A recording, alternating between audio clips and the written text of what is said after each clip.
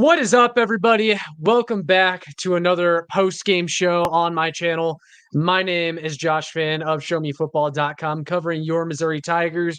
And tonight, I am joined by the Braden Dowers, also known as Show Me Baseball, Show Me Drinkwitz.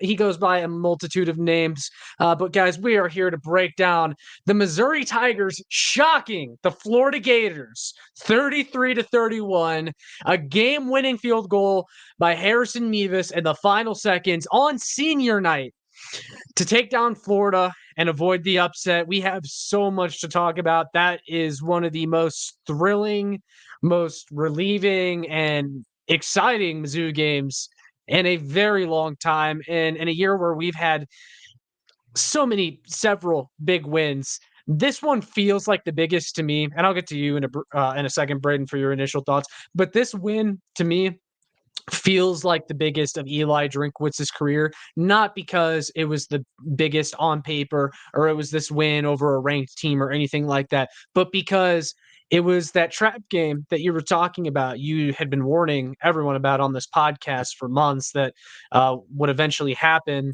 And there was going to be a game like this eventually where Mizzou would have to stand tall to the task of overcoming a team on a down week, avoid that trap game. And Eli Drinkwitz's coaching abilities were put to the test tonight.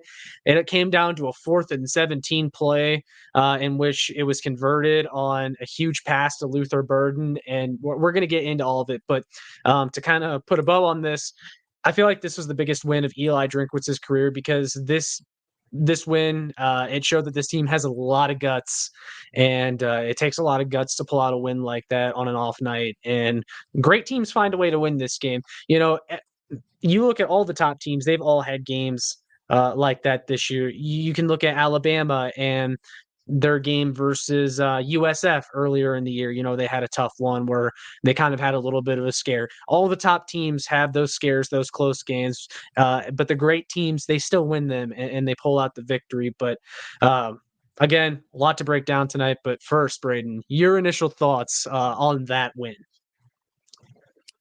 It's been about an hour since the game. I don't know.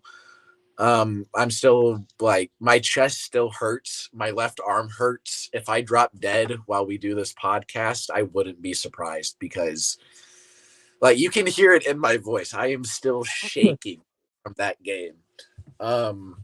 Incredible. In ways, it's Drinkwitz's best win. In other ways, we shouldn't have been in that game whatsoever. I know that we didn't do a pregame for this game, but I did tell you beforehand, and I've been saying it to other people all week, Florida is 5-5. And I said it during their LSU game. Florida's 5-5. They're going to be playing for bowl eligibility, knowing that they have to play Florida State, who's probably going to be in the playoffs the next week. Florida State now doesn't have Jordan Travis, but this was still probably their best shot to get bowl eligibility.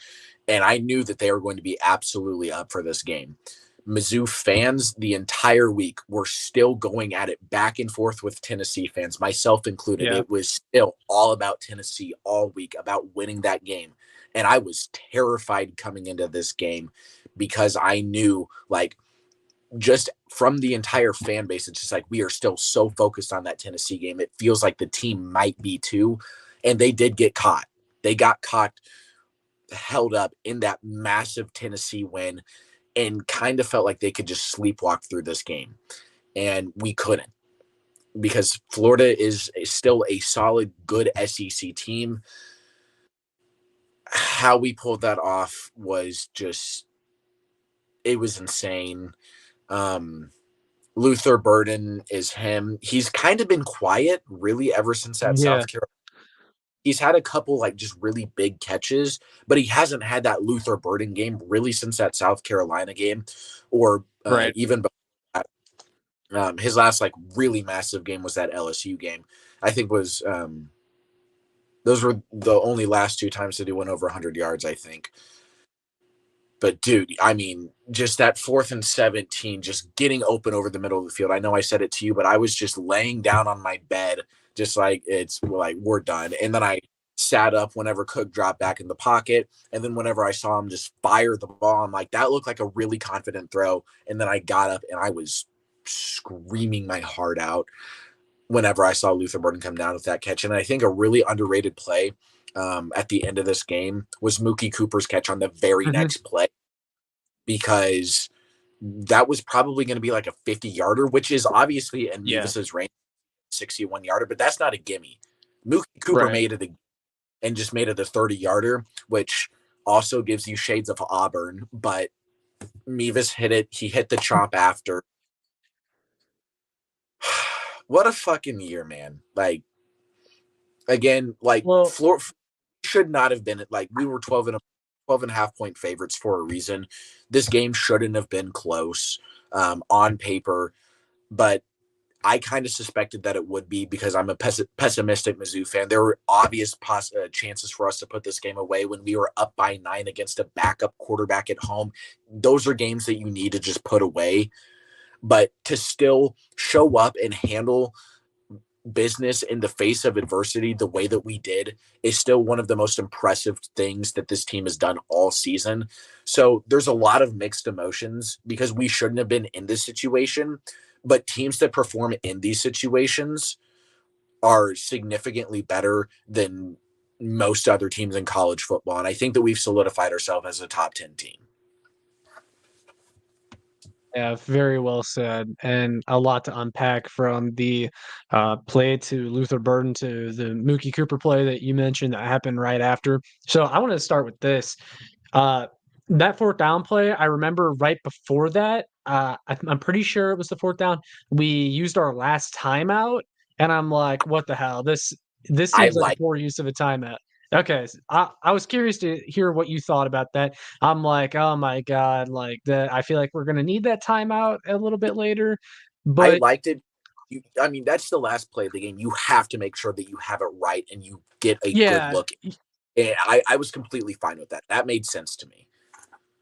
okay. Yeah, now that you're talking me through it, I think I agree a lot more, but, I was gonna say it paid off because they were able to draw up a perfect play where, Theo Weiss it was almost kind of a rub route, where Theo Weiss was able to get Luther open because their routes were so close together, they were able to confuse the defenders. Luther found a pocket, Brady, hit him at just the right time. It was a perfect play. It did exactly what it was designed to do. It got the first down, put them in field goal range, and like you said, it is Mevis's range. However, you would have liked to have gotten more yards, and then they did with the play to Mookie Cooper. And those are the kind of plays that Mookie Cooper has made all year long. I've given Mookie Cooper his flowers time and time again this year because he's just been someone that's very clutch, whether it's on third down or Mizzou needs a big play or something. Mookie Cooper has just kind of been there.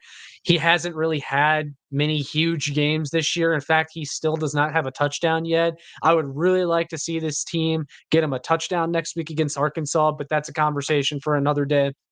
I just feel like he's earned the right to score a touchdown this year because he does all the dirty work. And like even Theo Weiss's touchdown to put us up by 9, I think it was. That one, he Mookie Cooper was downfield blocking hard, and that's also another area in which Mookie Cooper really helps this team, and it goes unnoticed. His run blocking is fantastic, and his blocking after the catch for other receivers just very hard worker. He doesn't say too much. He's pretty quiet and he's not very animated on the field, but he just does his job. So great year for him. But really, this game, I mean, could you write a better story for senior night? No, Because just about every senior on the team contributed to this game in a huge way, and then it ends in a Mevis game-winning field goal. Mevis, technically, I think, is a senior. He could come back next year, but that may very well have been his last kick in Memorial Stadium. So if it was, then heck of a career. And we were talking about it before the game, but Harrison Mevis, since, kind of the rough outing last year and then early this year, because I remember he missed, I think, against K-State or some game early on where we really needed points. But since then, he's been absolutely nails. yeah. to kind of circle back to what you were talking about, Mookie Cooper, he only had 3 catches for 29 yards tonight. I remember, I think it was the first one of the first 2 catches I know was a third down conversion. And it's a pretty big third down conversion that got us into field goal range. And then I think we went on to score a touchdown on that drive. But Mookie Cooper had a really good third down conversion earlier in the game. And then, like I said, I genuinely think that like 20-yard play to him down the sideline was one of, if not the biggest play of the night.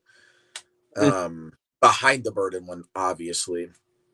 I think that play is going to go criminally underrated for, like, whenever we look back on this game. That's going to be one of the plays that I look back upon. I don't know how many people are going to look back at that. It's really weird to say this. Like, Schrader went 23 for 148 and 6.4 yards per carry and a touchdown, but he felt really quiet in the second half. Definitely in the second half. Yeah. Like, in the first half, it kind of felt like we got him going. And, like, he had, I think it was 136 yards going into halftime, but we were only up 13-7. And it felt like we left so much more on the table in the first half that you felt like we were going to pull away from this game in the second half. And then the defense just completely collapsed. And I know you said it beforehand, but we need to never take Tyron Hopper for granted ever again, because we've kind of talked about how disappointing he's been this season, but my God, the linebacker play was so bad without him. And obviously not Bailey hurts, but not having Hopper, I mean, and it was Chick, I forget his last name. Chuck Hicks. Yes, Chuck Hicks. He got hurt as well. He was out for a bit. So, I mean, our depth on defense was really thin. And a lot of people are going to look at this and say, Florida was down to their third string left tackle. They had their backup quarterback in. They had all these other backups in. We were down to our 5th linebacker. Ennis got banged up again. As well. Who?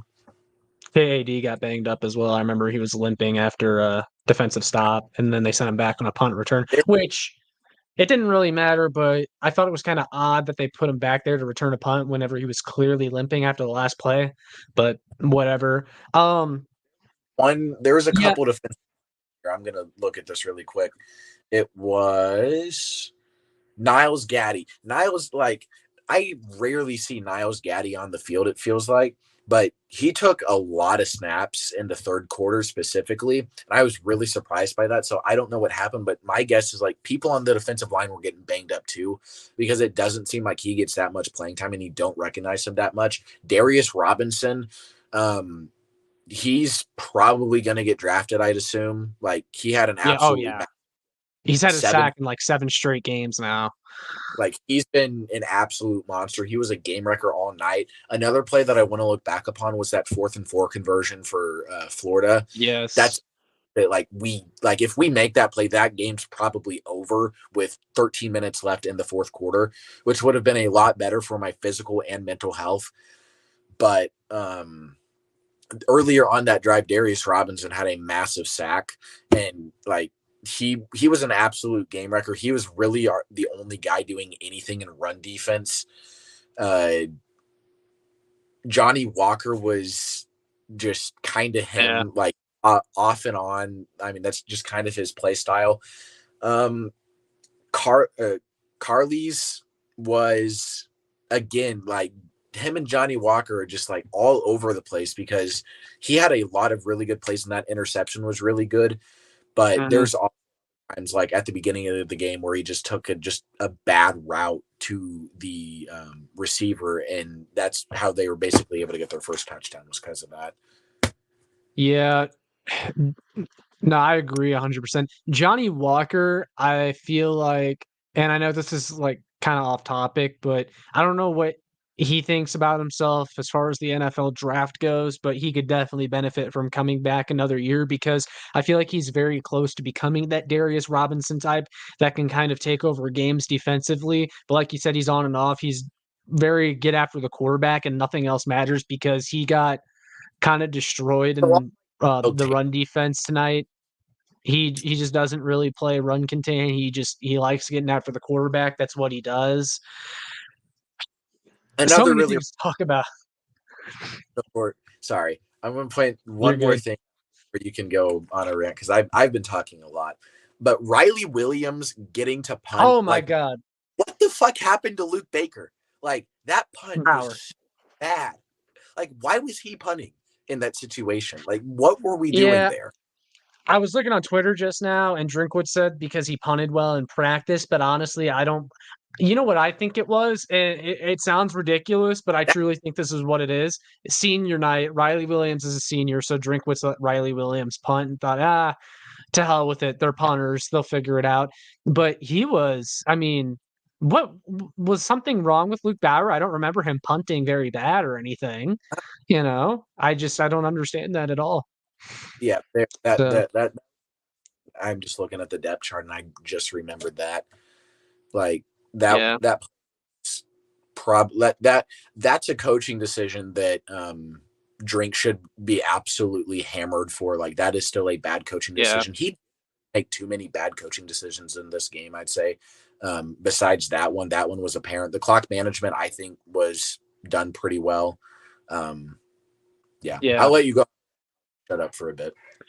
So I want to say this because Brady Cook, definitely there was some doubt creeping back in on him kind of after the LSU game and the Georgia games, with those back-breaking interceptions, and he's thrown a few back-breaking interceptions in SEC play that he really shouldn't be throwing. I feel like we're kind of past that with Brady Cook.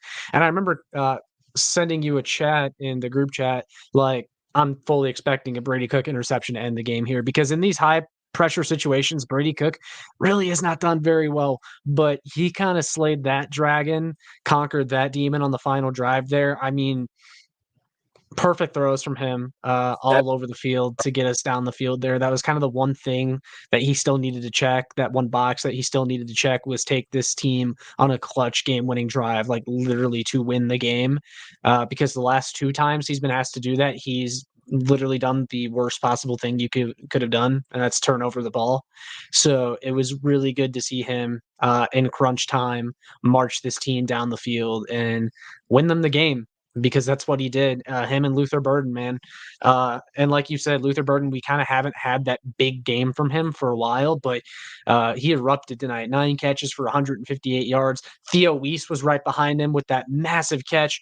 That one felt like that touchdown from Theo Weiss, that felt like the point in the game where we really should have started running away with this. But then we let Florida right back in. I believe that was the fourth down drive where gosh, what's his name for Florida quarterback? Max Brown. He converted it on fourth down. He kind of ran all over us too. Trevor Etienne kind of ran all over us. Montreal Johnson as well. Run defense was not good tonight. We kind of already established that. But man, some of those runs too. Like I remember on one of Trevor Etienne's touchdowns, just nobody in front of him. I mean, huge hole to the end zone there. Just some bad defensive play tonight from Mizzou, but they were able to overcome it. And the great teams, they find a way to win these types of games. They find a way to overcome an off night, and that's what Mizzou did. It's a new zoo. I remember that was Drinkwitz's motto when he first became the coach. Was like, that type of stuff that always happens to Mizzou. Like, we're trying to change that. This is a new zoo, and that really felt like that win kind of epitomized that mantra that Eli Drinkwitz has brought since he's been the new coach. Now, of course, we've had some other games that we have kind of Mizzou'd it since he's been here, like Kentucky last year, or getting Mizzou'd, I should say, because that one was really out of our control. That was like a ref.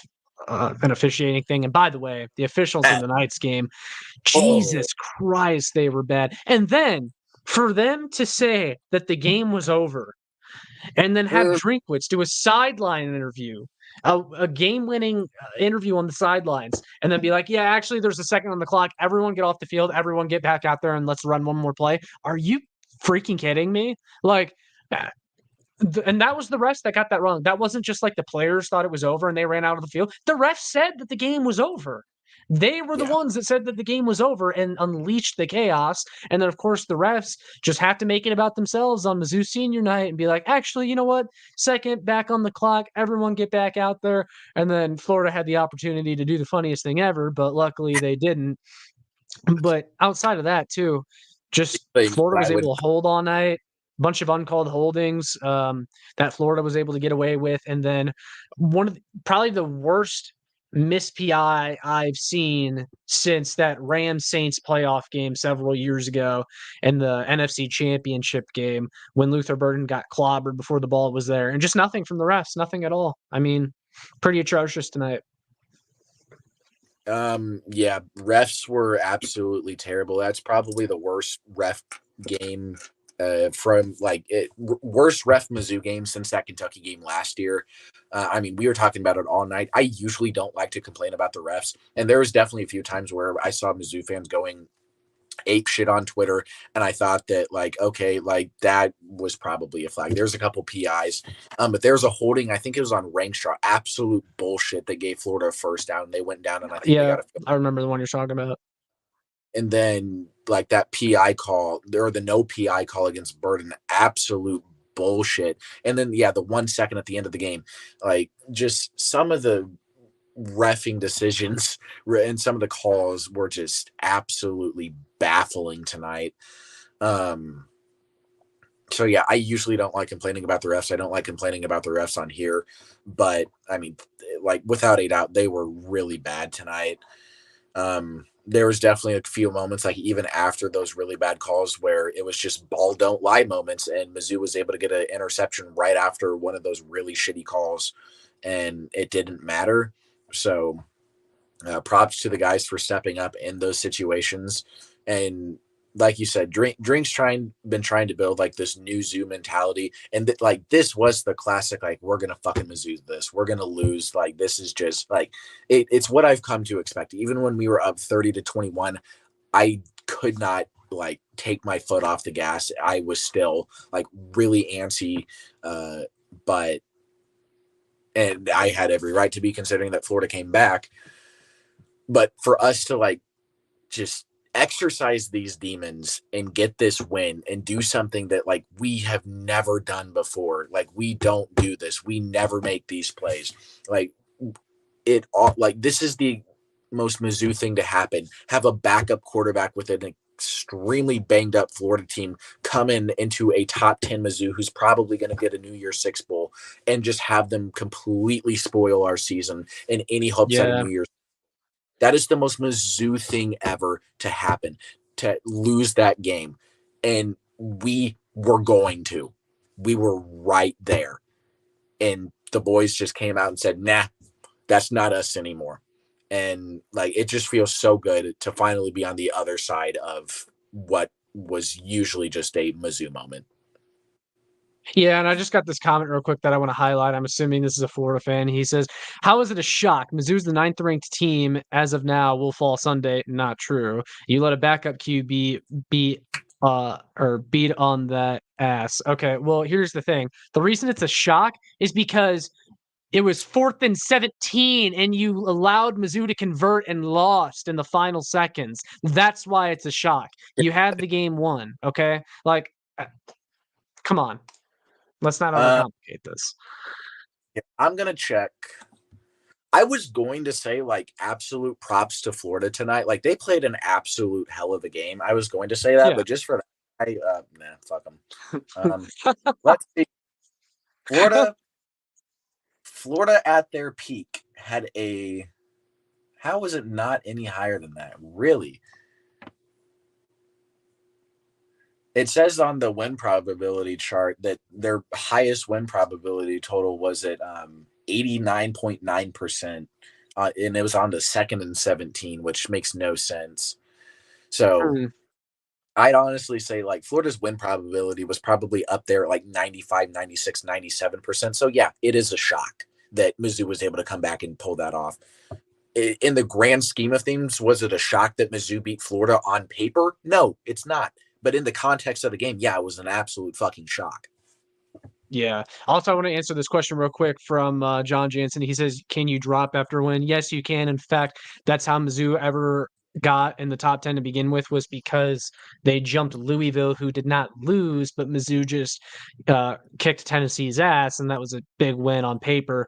But I really don't see Mizzou dropping after this, because here's the thing. This was cupcake week for a lot of the SEC, and Mizzou played a Florida team, yeah, they're not very good. They're still an SEC team, and they have the talent to upset you on the right day, which is why we had a game like today. Like the game that we saw today was never out of the realm of possibility. So that's why it's hard to see Mizzou dropping. Sure, they didn't cover the spread or anything, but I think you can only really move up after this or remain the same. I can't really see them dropping. I can't see the committee being like, well, you were good enough to jump Louisville last week, but since you won, just not convincingly enough, we're gonna drop you again. Because here's the thing: Louisville in their game against Miami today did not win in convincing fashion either. Miami nearly pulled off a miracle at the end, so I don't see Mizzou dropping. No.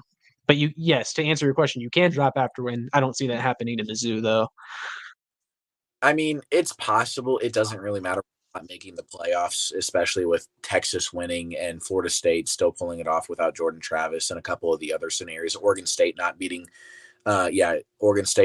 Washington in this game. You also, so Mizzou probably stays at 9. At worst, I see them moving down to 10. I don't see anything less than that, and I don't really care too much because as long as we take care of business in Arkansas, should be in play for a New Year's Six Bowl. Yeah. Oh, also, I should say too, it was hilarious when, and it just shows how awful the refs were tonight. When Mizzou won and everyone was on the field, and then of course the refs put a second back on the clock and put everyone back on the field, and then the camera panned to the coordinators box, and none of the coordinators were in there. Like they were going downstairs to go celebrate the win, and it's just like, Like, gosh, these refs, dude, just awful. could you imagine being on the stairs and one person still has their headset in, and then they hear there's still 1 second back on the clock, and they just like all start sprinting back up to the press box? Could you imagine how much their heart just dropped in that moment? Yeah. Oh, also, I should ask, between the basketball comeback the other night and this, which one was more thrilling in your This one, opinion? This mainly one? because I during the basketball one, and you were also being a bitch about it.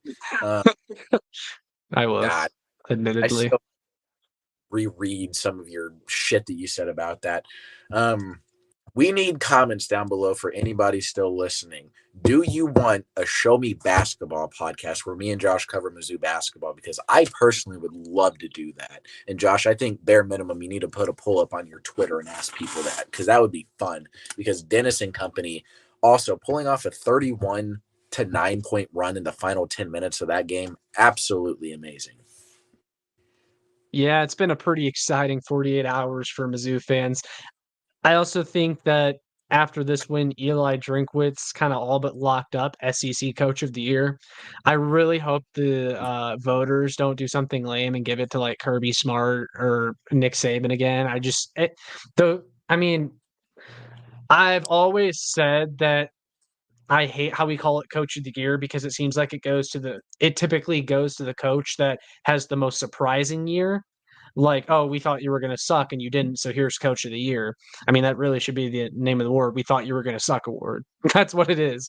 But and I hate that about it. However, because that's the way the award has been given out in the past. That's why I think Drinkwitz deserves it over guys like that. And honestly, I also just think he's done a damn good coaching job too. I mean, he's right there with the Bamas and the Georgias of the world. So I think he deserves it. Now, that said, you can't go out and lose to Arkansas next week. I still think though that even if they lose that, he's coach of the year in the SEC, but still you don't want to go out there and do that. And you still got an NY6 bowl to play for. But you were talking about it. I mean, we thought, oh my God, heartbreaking way to end this season. Like, sure, 9 wins is still going to be fantastic, or 8 wins, or whatever we were going to end up with is still fantastic. But you would have felt a little bit of emptiness had we lost that. But we found a way, and it really, I mean, it seemed like we were dead in the water. Not to quote Parker Toon, but it seemed like Mizzou was dead in the water with their chances of winning the game there. But man, they pulled it out, and so much crazy stuff happened in this one too.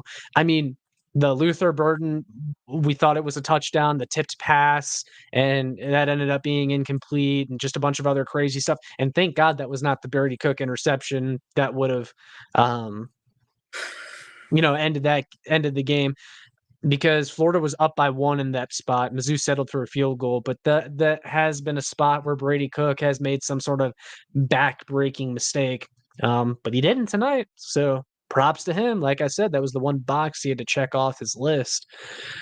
It was a crazy game, man. It was thrilling. Should we have ever been in that close of a game with Florida? No, because it kind of felt like the Tennessee game there in the first half, where it's like, okay, the score isn't that lopsided, but you just feel like we're the much better team. We're moving the ball on them at will. Just need to convert in the red zone. Defense can, keep this game going, because outside of the first drive, I think it was for Florida, Mizzou's defense was very good in the first half. And then they just completely fell apart in the second half. They let the backup quarterback make a bunch of plays on them. The tackling was awful. And then Mizzou's offense, I remember when Florida went, I think they were up, or no, they were down 30-28. And then because they had scored a touchdown the possession before, and then you're like, okay, Mizzou has to get 6 here. If they don't get 6 here, this is kind of like danger territory. And then of course they had to punt, and you're like, all right, now we might be effed. This game might be over. But Yeah. Drinkwitz really managed the clock perfectly, like you kind of mentioned towards the end there. He started calling timeouts exactly when he needed to. Mizzou's One of the defense held up just enough to force Florida into a field goal to give themselves a chance to even win. But go ahead. Another really big moment. Just remembered this. On 3rd and 11, they almost botched the stretch run, and then we were able to force them out of bounds and save one of our timeouts. That was Yes, awesome. yes.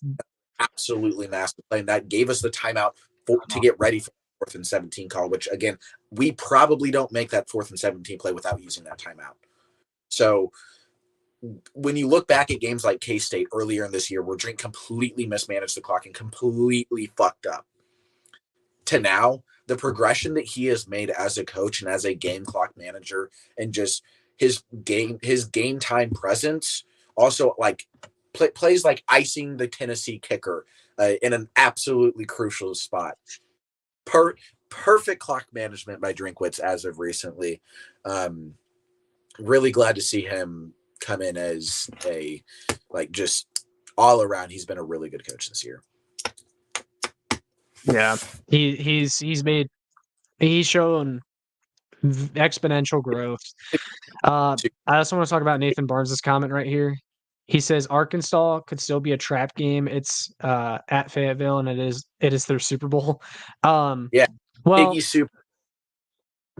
Yeah, I've been kind of I thought Arkansas was the bigger trap game than Florida, but I feel like with the scare against Florida, I just don't see Yeah, that kind of trap game happening 2 weeks in a row. I think Mizzou is going to kill Arkansas next week. I don't see it. I got the exact same feeling, like, after this game. Like, I really thought, like, no matter how the rest of this game went, like, even if we did lose this game, like, about midway through the 4th quarter, I was thinking, like, oh, we're gonna fucking kill Arkansas. Yeah, Like, I just they, don't see how they let that happen twice in a row. they're gonna go to their lock. They're gonna go back to practice, and Drink is gonna be like, all right, you had your fun on senior night. We got a crazy cool win. Who fucking cares? We almost lost to a team that we were favored by 12.5 against, and he's gonna fucking get them ready for this game. And Yeah, he also has a $300,000 bonus laying on the game too if they make an NY6 bowl. Because I remember seeing Ennis Rangstra make a comment on that, where there was a tweet like saying that Drink gets a $300,000 bonus if we make a New Year's Six bowl, and Ennis said, "Man, that's why practice been so tough." So, that Drink is making him work hard in practice, getting him ready for these games, because he wants to get that New Year's Six bowl, get that $300,000 bonus. Damn, what a game! Yeah. Yeah, also, we should point out as well that Kansas lost tonight in the Sunflower Showdown to K-State. Oh.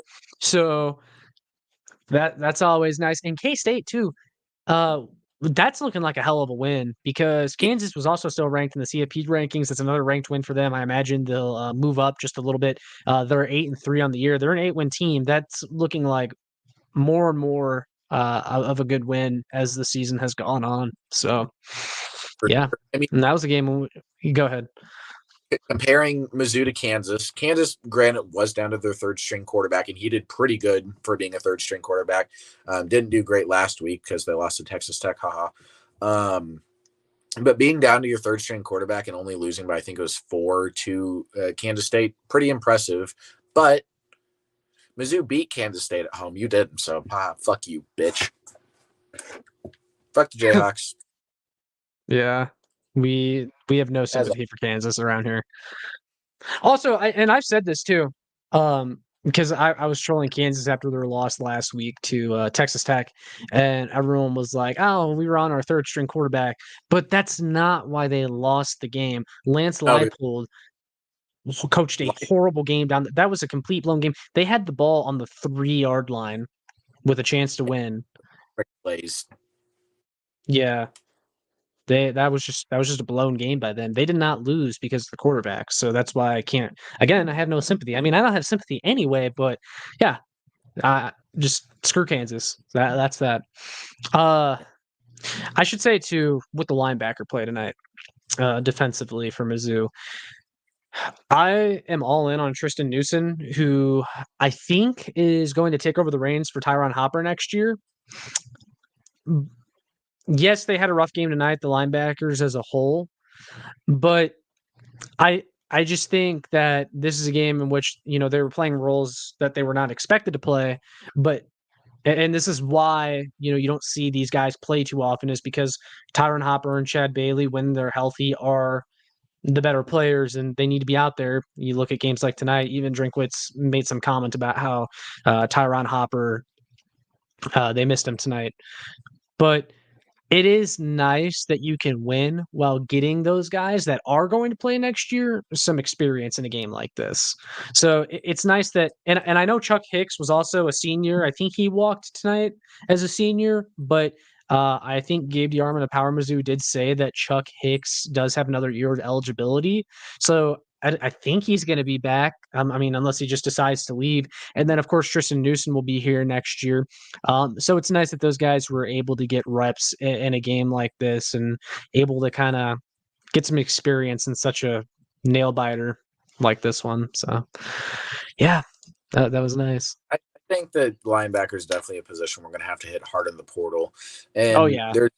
there's like, even after the Arkansas game and after the bowl game, whoever we play, we're definitely going to still have to do some podcast on like just breaking down this roster and what positions we have to hit in the transfer portal. And I do think that linebacker is going to be one of them, because we are going to be weak there next year without Bailey and without Hopper, most likely. Because both of them are Hopper's a senior, but he's probably going to the draft, and then Bailey is he's a graduate, right? He has another year, I think, no. I think he doesn't have any eligibility left, but he might be able to get a medical red shirt for this year. And I've had some people ask me this on Twitter, but honestly, I don't know if he wants it. I mean, he's been here for like 5 or 6 years. He might just be ready to move on. I mean, I'm sure Mizzou would welcome him back. I'm not saying they wouldn't. I think, he might just want to move on with his life. I don't know. He might not. Like guys like him. I mean, you want to play the game for as long as you possibly can. So if he can play for another year, I bet that he probably would like to, and I would bet on him wanting to stay. How valuable he would be to us, coming off of what seems like a pretty significant shoulder injury. Who knows? But yeah, I still do think that linebacker is going to be a position that we're going to have to hit hard in the portal. Yeah. I mean, they do have, though, a pretty talented recruiting class coming in, but still, I mean, I don't expect the freshmen to, like, come in and even really be guaranteed to be in the 2 deep. So, yeah, I definitely think you have to go out and hit the portal. I wanted to ask you, though, I always found it kinda hard to see a scenario in which, unless, of course, they were absolutely awful this year, which that's not happening this year for Florida. I mean, they're whatever. They're a 500 team. They still have a chance at a bowl game. But uh Billy Napier, Is his seat hot after this loss, the way that they blew that? Or do you think it's just kind of whatever he was always going to get next year? I don't think that his seat's that hot because you went into a number 9 ranked Missouri football team. You went into a top 10 team on the road, which you have always struggled on the road, and you put up a really damn good performance with a lot of players that are hurt to be in that position. Like if I'm the Florida athletic director, I'm looking at that game and saying, that's fluky. Mizzou got lucky. You did a really good job coaching this football game. I'm not holding that against you. If anything, I'm saying really good job for even getting us to be in that situation when like having the guys get like if I, like I said, if I'm the Florida athletic director, I'm looking at this game was 30-21 and you came back and you got the lead in the fourth quarter. Good job. That's how I'm looking at that. Yeah, I mean, he had Florida in a game that many people did not expect them to be in, but damn, to lose a game like that, that's pretty heartbreaking. And like I said to you, my teams have been on the losing end of giving up those like third and forever, fourth and forever plays very many times in the past. And it's just nice to be on the winning end of one of those. And it's so satisfying to see this team and its top talent kind of rise to the top. Guys like Cody Schrader, Brady Cook, Luther Burden just will this team to victory. They kind of you always hear snatching snatching gosh, what's the term? Well, I was going to say, those guys, they kind of snatched victory from the jaws of defeat in this one. That's a great way to describe it because really most teams lose that game. Most teams, you put them in a 4th and 17 situation like that for the game or with the game on the line. They don't get it. But those guys, the top talent, Cook, Burton, Weiss, they all made it happen right there. And what a way to send off your seniors on senior night. Just an incredible win. Absolutely. And the amount of taunting that the Mizzou players did after the game, Luther just going over doing the Gator chomp, Mevis doing the Gator chomp after the game as well. I mean, love that kind of shit talking. But Drink's going to hold that to him in practice because, like you said, like we've said, Arkansas is not going to be that easy. Like they're going to get up for that game. It's a rivalry game. Those games are always going to be a little bit weird, especially on the road. But like just the mantra of Drinkwitz this season, I think that he's going to get them ready, and I think that we're going to kick the shit out of the Piggies. Yeah, I'm not concerned about Arkansas whatsoever. Arkansas, though, kind of like Florida, does have some talent, but their defense isn't very good. Their offense has been a disaster all year. People thought they were turning the corner when they put up a bunch of points against Auburn. And then Auburn goes out and loses to New Mexico State today. That loss looks even worse for the Piggies. And not only did Auburn beat Arkansas, they whooped their ass. Even Florida beat Arkansas. You cannot go out. I can't see this team losing to Arkansas. I know it's on the road, but going on the road hasn't really seemed to be a problem for this team this year. And like me and you already said, I think a game like this, kind of a scare against Florida is going to make sure that this team does not come out flat against Arkansas next week. I also do think, though, that this game being a night game, nationally televised, ESPN, when even though you're at home, when the lights are bright like that and it's a night game, especially when the team is used to 11 a.m. kickoffs and 2:30 games and stuff like that, sometimes the moment's almost big, a little too big for the guys out on the field. Like the same thing kind of happened to Mizzou basketball versus Kansas last year, where Mizzou definitely was good enough to beat a team like Kansas, but that game was their first huge game of the year for those Yeah. guys, and it was a very young, very new team. And Kansas Mizzou couldn't hit a jumper all game. It's just like the moment was too big for them. And I'm not saying going up against Florida was moment too big for these guys, but I think being under the lights, being at home, knowing that there's an NY6 bowl appearance on the line, sometimes that can cause you to have an off game. For sure. I mean, the pressure of senior night, the pressure of an NY6 bowl on the line, like the pressure of a Florida team that is hungry as hell coming after you. Again, for all those guys to just completely battle in the face of adversity. Again, just really impressed by them. Arkansas, on the other hand, doesn't have anything to play for whatsoever. They did beat Florida 39-36 2 weeks ago, but Mhm. they got curb stomped by Auburn right after that, and Auburn just lost to New Mexico State. They beat FIU this week, I believe. Yeah. They beat Florida, got curb stomped by Auburn, and then beat FIU. So like you don't really know how to gauge the momentum that Arkansas has coming into the end of this game. But I think it's clear for Mizzou that they're going to have a lot of momentum because you still beat the shit out of Tennessee and you had an absolutely thrilling win over Florida.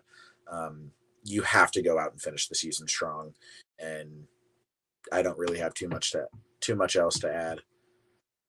Yeah. I mean, look, Florida, it's a conference win during Cupcake Week when a lot of other teams are playing cupcakes. I don't think you're going to get penalized for a close game with Florida. Florida's still a respectable team. I don't think they're very good, but I mean, Trevor Etienne is a very good running back. Graham Mertz has had a pretty good year, even though he did get hurt late in the game. I know we didn't cover that too much, but I honestly thought I keep forgetting Max Brown. I honestly think he was a little bit better for them because he seemed a lot more mobile and he was able to expose that weakness because we couldn't stop the run all night. And so that matchup I feel like was maybe a little bit better for them because you knew when they brought in the backup quarterback that they weren't looking to air it out. So yeah, it's still anytime you're beating an SEC team, unless it's like Vanderbilt, it's a good win. You beat an SEC team, you're still in the hunt for an NY6 bowl. You won on senior night. You're 9-2, and if Mizzou does win next week, that gets them the 10 wins, and of course an NY6 bowl, and that would be a top 5 season in school history. So, yeah. That I mean, I'm just staring at this picture of Brady Cook right now. Him at the Hmm. student section. It's like this, and it's just Yeah. What a feeling. perfect. I mean, so happy for him. The fact he gets to come back next year and do this shit all over again. Over 300 yards passing today too. We talked about Luther Burden not really having that big game as of recently. Brady Cook too, but today 331 yards passing and a I touchdown. So I would like. I'm going to go out on a limb, and I'm going to say that this was Brady Cook's best game of his career. well, he had that hero moment that that signature game winning drive that he didn't have before really. Yeah, he was good against K-State. There's still some boneheaded plays. He was good in the LSU game, but he was at fault at the end of the game, even though I think that there's a multitude of other things to blame. Same thing in the Georgia game. But in most of our wins, like Tennessee last week, that was Cody Schrader's game. That was his career game. This was really Brady Cook's game. Like he was tonight, even though like Luther did have the 4th and 17 catch. Brady made one hell of a throw to get it there, and then to have the awareness on the next play to chuck it out of bounds and just get the play clock right, and then fire an absolute beauty to Mookie Cooper down to the 25, 24 yard line. Like perfect signature game-winning drive. I think I saw the stats earlier. He went like 7 for 10 for 70 yards on that final drive. Magnificent job by him. Still, like, just what a game. Yeah, he was 7 for I think 67 yards on the last drive. So Right. clutch Brady Cook. I'm trying to find real quick the list of seniors for this game to answer John Jansen's last question, and then we'll probably go ahead and wrap it up because I do want to answer this, and I knew that me and you were also planning on talking about it, so I figured I could just knock that out here. Here are the seniors that were celebrated today as being seniors: Cody Schrader, Darius Robinson, Ennis Rakestraw, Javon Foster, Harrison Mevis, Chris Abrams-Draine, Mookie Cooper, Theo Weiss, Tyron Hopper, J.C. Carles, Joseph Charleston. Out of those guys, Harrison Mevis could come back. I kind of think he might cash in on this season, though, that he's having. Cody Schrader's out of eligibility. Darius Robinson, he's going to the draft. Ennis Rakestraw is going to the draft. Javon Foster's going to the draft. Chris Abrams-Draine's going to the draft. Mookie Cooper, I think he could probably come back for another year. Theo Weiss, that's probably the most questionable one on here. He has another year, but he could test the NFL waters for sure. Tyron Hopper, I would think he's gone. J.C. Carlis, I'd say that one's probably 50-50. Joseph Charleston is gone, I think. Yeah. I don't know I if know I Christian Williams. I think Christian Williams was also honored as a senior today, but Gabe of Power Mizzou has already said that he's coming back next year, which is huge for this defense. We talked about Chuck Hicks already too. I believe he has another year of eligibility. So, to my knowledge, those are all the seniors that were honored, at least the ones that matter. No disrespect to the guys that were seniors that like don't play, but yeah, we'll see. One guy I want to give a big shout out to is Brett Norfleet. He had a really good game. Yes, I forgot to talk about him. He's true freshman, completely slipped my mind, but he had a touchdown called back. There was just a couple other like just really nice catches that he had. He's a true freshman. Him getting all this playing time, really, really, really impressive for him. He's going to be a hell of a threat next year. Having Brady Cook, Luther Burden, Brett Norfleet, and then a shit ton of other wide receivers that we're having come in, possibly Mookie Cooper, Jeremiah McClellan. Don't we have him? That's the name, or is it Ohio State one? Wait, who are we talking about? I'm sorry, Jeremiah McClellan, the high school recruit? Yeah, who is he? The high school recruit that we have? No, he's going to Ohio State. We have who's the other one? Who's the that we got? The other wide receiver or the other STL? James Madison. Yes, James Madison. That's his name. Fuck. Having him come in, having the guy from Lee Summit, who I'm blanking on, Joshua Manning. Yeah. Like, a lot of really solid wide receiver talent come in.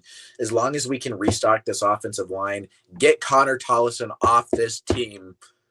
We forgot to mention his bad snap again tonight too. That cost us in the red zone. I don't know how you. He's left about 30 points on the field for Mizzou this year. He's cost us about 30 points. And here's the thing: he's actually a very good blocker in both pass and run. But if you can't snap the ball, I mean, what is all that really worth? Yeah. So it's unbelievable how he can't snap the ball. But yeah. Right. And Brett Norfleet, I'll piggyback off what you said about him. He's gonna be a dude. Drinkwitz said that after the game. He, for a true freshman, has been very good. And his blocking has really come along since he first started playing. He's definitely a guy that could make the tight end position come alive in Drinkwitz's offense because tight end typically has not been used very much in the passing game for this team. But Brett Norfleet is talented enough that you're going to find ways to use him. Yeah. So. All right. Well, I think that probably wraps it up. We hit on just about everything. Great, huge, happy, massive win for Mizzou. There's a lot of words you could use to describe it, but yeah, on to Arkansas. So, well, nights recently, so it's kind of hard to find a time to record, but we'll try to do a preview for the Arkansas game coming up here. And yeah, that's all I got. Braden, you want to go for your Show Me Movies plug? Yep. Make sure you guys go follow Show Me Movies. Let us know if you want to see a Show Me Basketball podcast down in the comments. Let's talk about Dennis. Let's get this basketball season going. The Mizzou hype train is just getting started. There you have it. Show Me Movies is already down in the description if you want to go check that out for movie reviews. As far as my channel, you're already here, so make sure you subscribe. If you're not already subscribed, like and share so more Mizzou fans can find this, and we will see you all in the next one. MIZZOU.